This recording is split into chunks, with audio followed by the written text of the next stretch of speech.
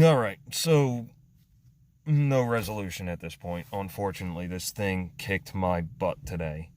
I posted up the first video thinking I had found the problem, but the more I looked at the waveform and the more I talked to a group of guys way smarter, way more experienced than myself, they knew who they are. We were bouncing back and forth, and we just weren't 100% convinced on it. If you guys saw the waveform in part one, you'll know what I mean. This truck is a plow truck. That is all it does. It plows 2 locations during the winter. The rest of the year it just sits. So if you're not familiar, if you're not from the Great Northeast or the Rust Belt or somewhere where you plow, you put a big old piece of steel on the front of your vehicle, and then you intentionally run into heavy piles of stuff and push it around at low to medium speeds and get coated in salt and everything else. It's a high electrical demand environment.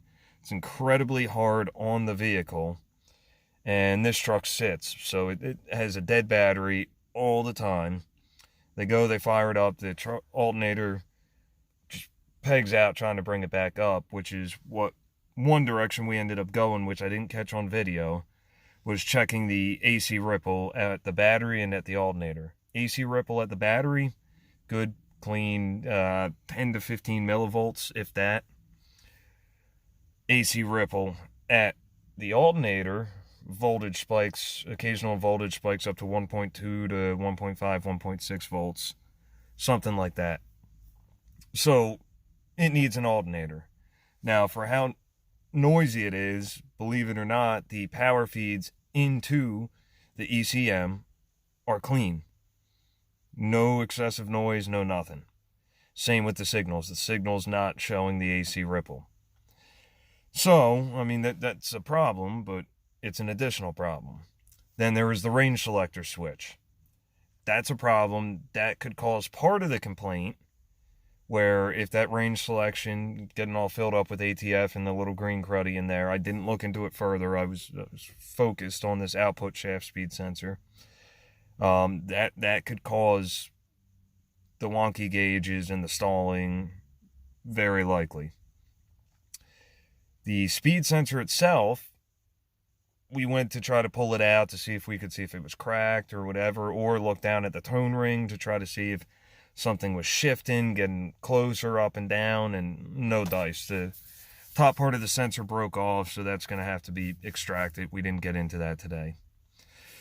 So it's unfortunate. We went a few different directions, and what I did confirm was I am able to set the P0720 and the P0722 by either A, grounding the signal to the ECU, so just pulling it down to 0, it'll set those 2 codes, or if the signal is not present at all, so if you actually unplug the connector, it'll set the code.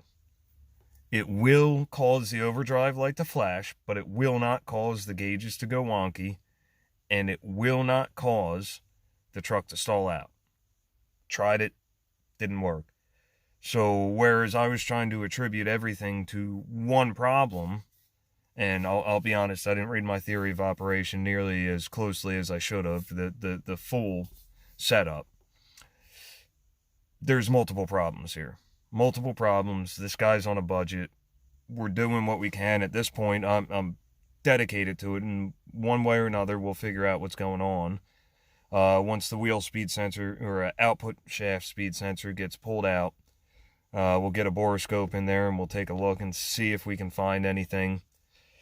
No guarantees, but you know, I was debating whether or not to originally upload the first video, and then I'm like, I'm pretty sure I got it, and then it continued to kick me around, and I couldn't find a positive resolution to it, so I was debating, do I put this up, do I pull the original one down? And you know what?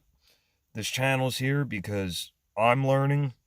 You guys are here because you want to learn, or you want to watch me get my butt kicked. Either or, you know, I'm okay with that. But I'm going to leave it up. Hopefully, one way or another, we will find a resolution to this. I'll post it up, and we can go back and analyze what I did, what I didn't do, what I should have done, and go from there. So I appreciate you guys tuning in. Appreciate you guys subscribing. I mean, I'm doing what I can here.